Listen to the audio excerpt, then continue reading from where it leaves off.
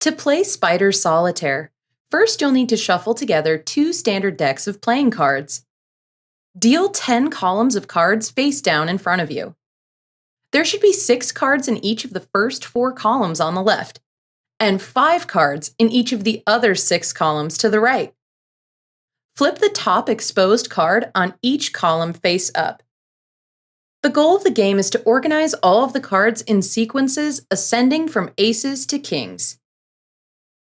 Face-up cards can be moved onto other face-up cards in different columns, as long as the card being moved is 1 rank lower than the card it's being played on.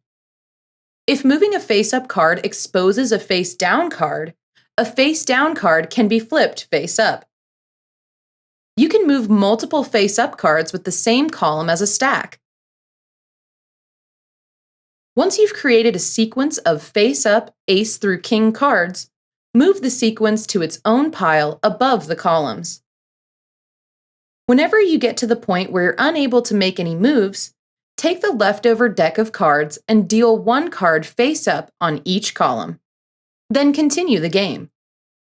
Play continues until you're able to organize all of the cards into sequence piles, at which point you win.